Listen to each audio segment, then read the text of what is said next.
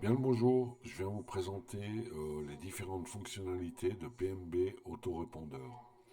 Dans un premier temps, il faut savoir que PMB autorépondeur ne marche que sur des sites internet ou blogs, avec une base de données MySQL.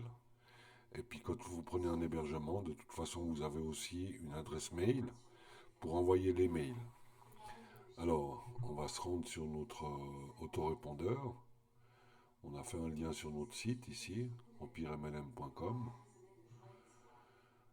Puis la première chose que vous aurez à faire, c'est aller dans Configuration, remplir des champs pour configurer l'autorépondeur. Donc non, on ne va pas le faire, ce sera expliqué dans un fichier que vous allez recevoir qui se nomme installation.pdf. C'est un PDF, hein. Il vous explique tout ça. Alors on se connecte. Alors, quand vous serez sur l'autorépondeur, vous serez comme ça. Donc vous n'aurez pas accès à l'édition des mails. La première chose que vous aurez à faire, c'est créer une nouvelle campagne. Ici, vous donnez un nom, par exemple campagne 2, puis enregistrer. Il vous dit que la campagne a été mise en base de données, puis on est sur la campagne 2. Nous, on a fait déjà des campagnes, donc Go Backup 1, avec les messages qui sont ici, Go Backup 2, avec les messages qui sont ici, et on a fait aussi campagne 2 avec des messages tests. Non, c'est pas campagne 2, c'est campagne 1, avec des messages tests.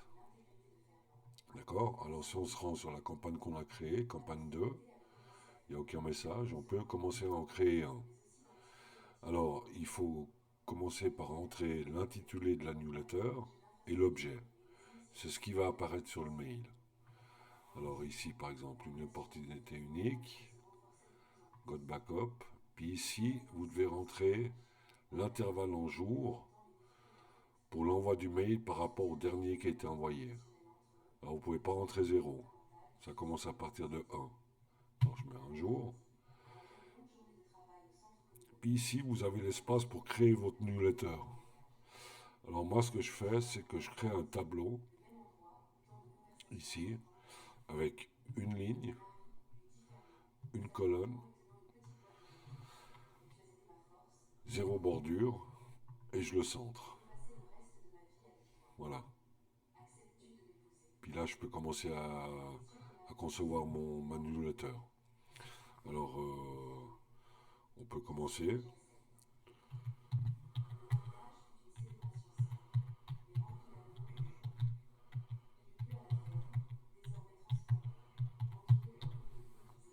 Voilà. Et puis maintenant, si vous voulez insérer un lien texte et que vous voulez le traquer par l'autorépondeur, il faut une certaine typographie qui est ici. Donc sur tous les mails, vous avez ces liens, d'accord? Donc ici, on a un numéro unique du mail. Alors moi, ce que je fais, je copie depuis ici tout ça, CTRL-C pour copier. Je me rends sur la newsletter, j'insère un lien, je colle, CTRL-V, puis je me rends au tout début du mail. Et je mets mon site internet, donc empiremlm.com. Puis je vais plus loin pour entrer le lien que je veux que ça redirige. C'est ici que vous mettez le lien pour rediriger les gens. Alors je sais pas, google.fr par exemple. Et puis ici, il faut absolument mettre HTTP ou HTTPS. Nous c'est HTTPS.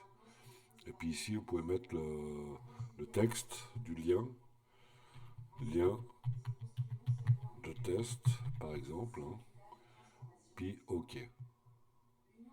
Comme ça, votre lien sera traqué. Chaque fois que quelqu'un va cliquer dessus, il sera compté. Mais vous n'êtes pas obligé, vous pouvez faire des liens simples, hein. Puis une fonctionnalité qui est aussi pas mal, c'est si vous voulez changer la langue de la newsletter. Vous cliquez simplement sur un des drapeaux ici en haut, par exemple en anglais, et le message est en anglais. Si vous l'enregistrez, il sera enregistré en anglais. Alors je ne vais pas le faire parce que ça ne m'intéresse pas pour le moment. Voilà, donc la première newsletter est créée. On peut y mettre des pièces jointes. Alors on sélectionne un fichier. Ici, je vais sur Images. Là, celui-là par exemple. Et puis là, on peut enregistrer le message, la newsletter. J'enregistre. Et puis j'ai mon message qui est ici. Une opportunité unique, Got Backup, un jour, avec la newsletter, le lien et la pièce jointe. Ce qu'on peut faire aussi, c'est que vous ouvrez un message que vous voulez supprimer, par exemple, et puis vous cliquez ici sur supprimer la newsletter active de la campagne active. Ça vous supprimera le message.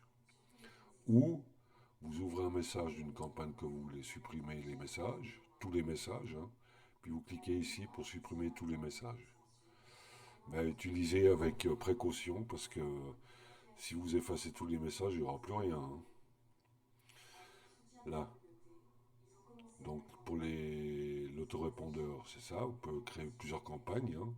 Vous pouvez lier des pages de capture à différentes campagnes. Par exemple, sur Got Backup 1, on a une page de capture qui est liée directement à la capture des mails vont dans la campagne Got Backup 1. Et puis vous pouvez créer une autre page de capture, par exemple pour Got Backup 2, qui va lier les emails à la campagne Got Backup 2. Ici, vous pouvez renommer la campagne qui est ici, qui est active. Hein. Vous renommez, vous mettez un autre nom, et puis vous cliquez sur renommer. Vous pouvez supprimer une campagne. Donc vous choisissez la campagne que vous voulez supprimer, puis vous cliquez sur supprimer. Tout simplement. Voilà pour les campagnes de l'autorépondeur. Puis les messages donc s'envoient. Pour nous, c'est tous les matins parce qu'on a fait une tâche cron. Tous les matins à 6 heures, les mails partent. Ensuite, on a les newsletters uniques.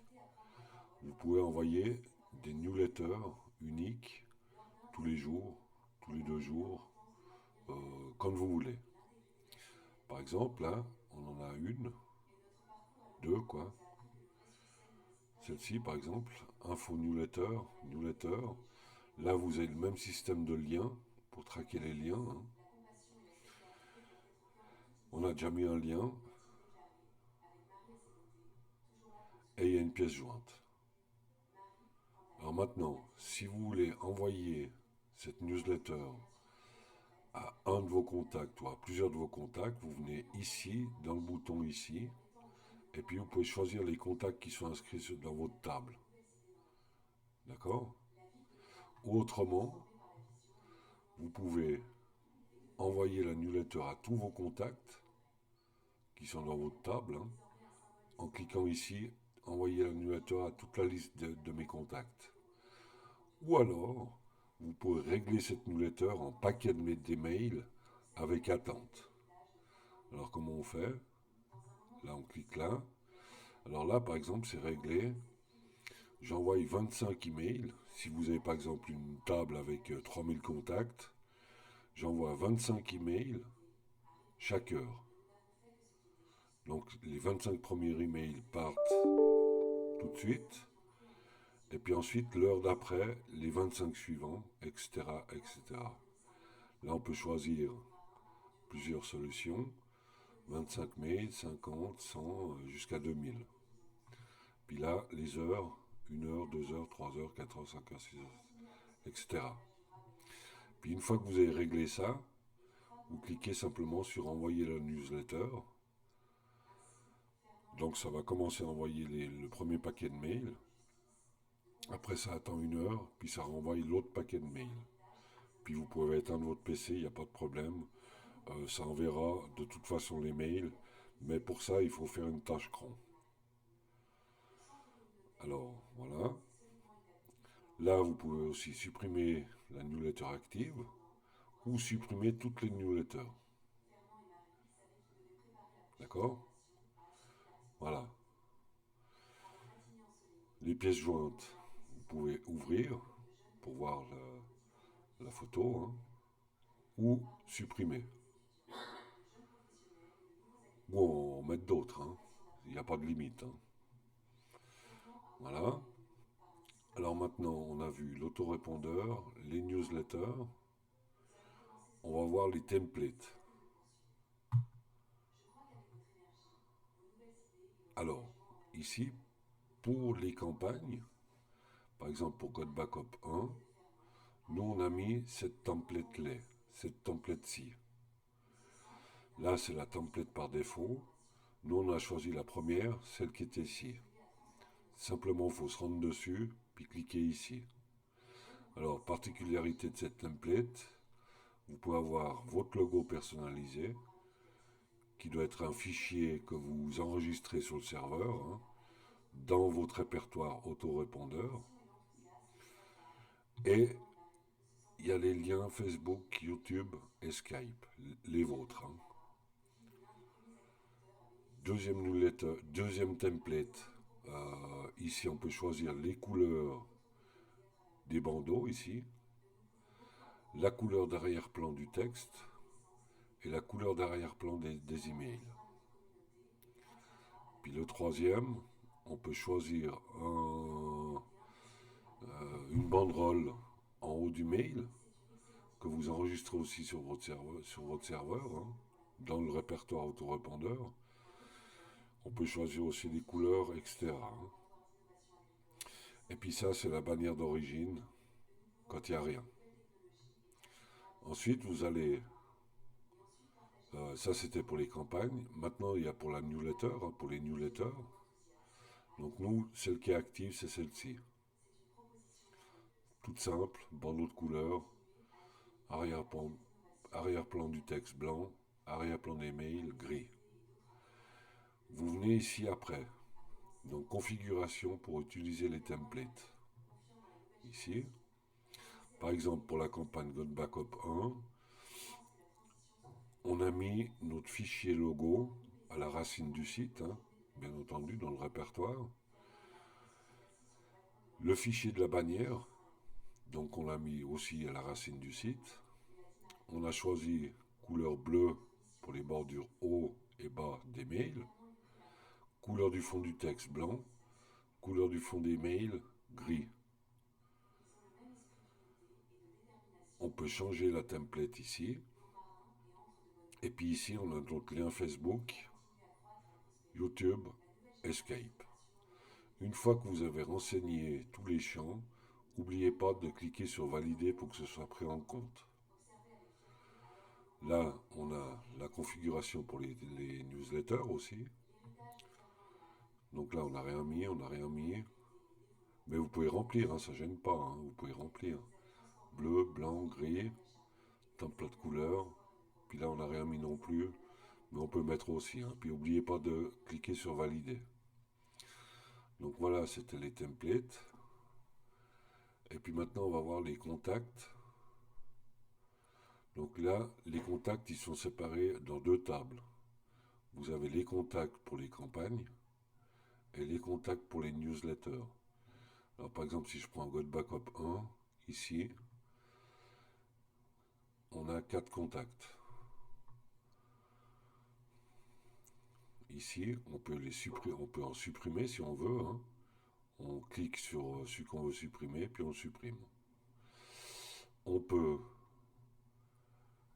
si vous avez quelques mails à rentrer, les rentrer ici. On tape le prénom, un espace et l'email, un par ligne. Puis on clique sur enregistrer le contact. Ensuite, si vous voulez importer un fichier de contact, vous cliquez ici.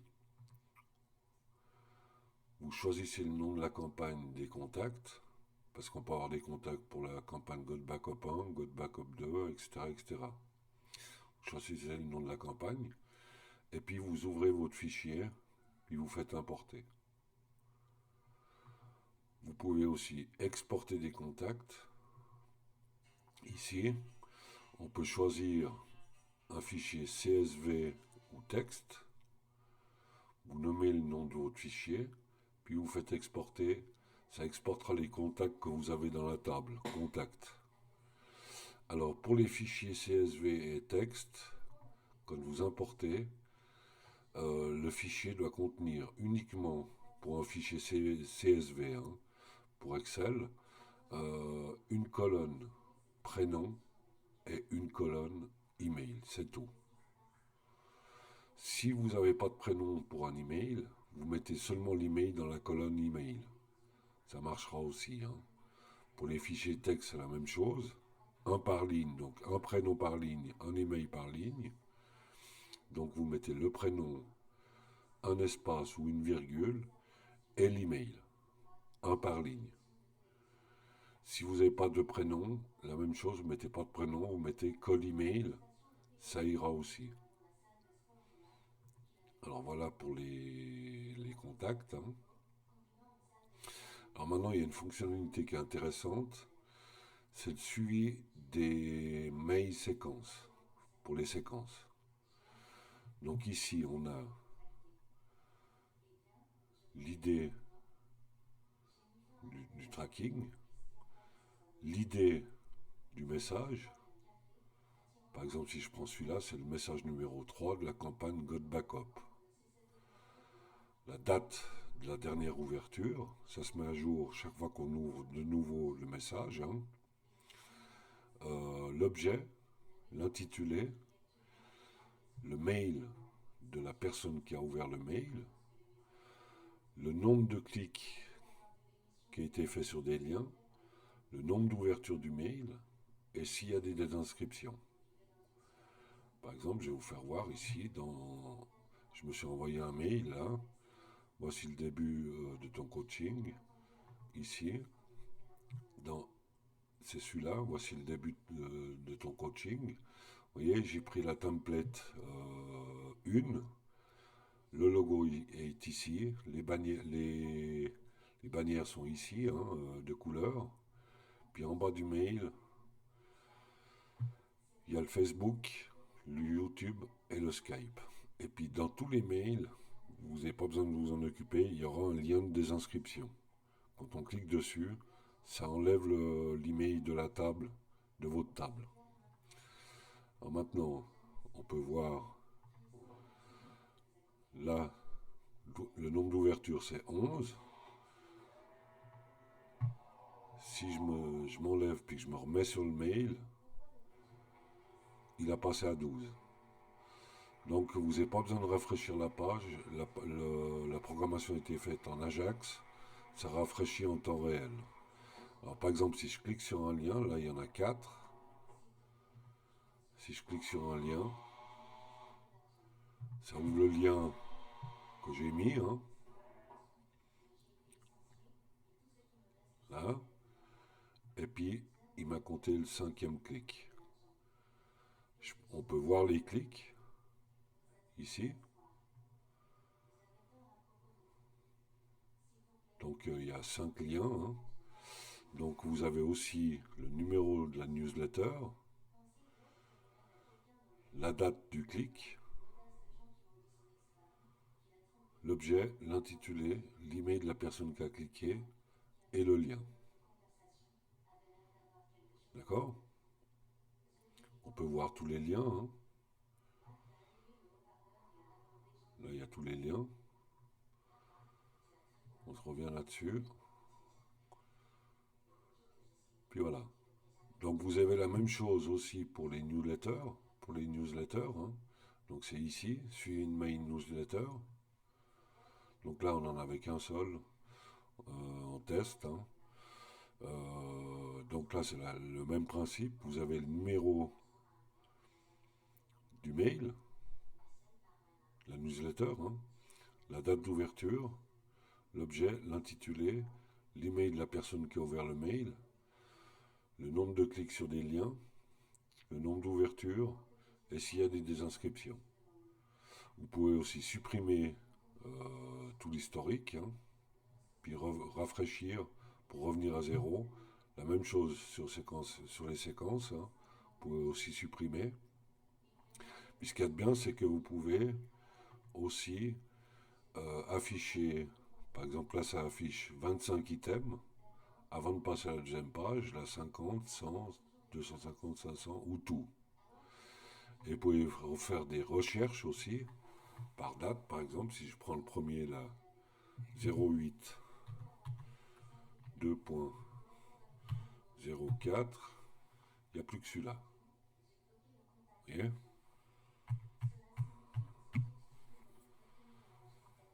Voilà.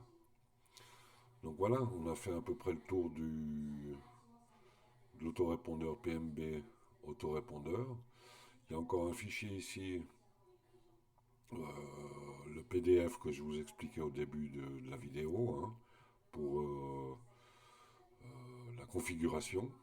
Si je clique dessus, ici on a l'explication pour configurer l'autorépondeur. Donc il n'y a rien de sorcier, mais il faut quand même suivre les étapes comme il faut. Alors voilà, nous avons fait le tour de l'autorépondeur. Et puis je vous souhaite bien du plaisir avec cet autorépondeur PMB autorépondeur. Au revoir.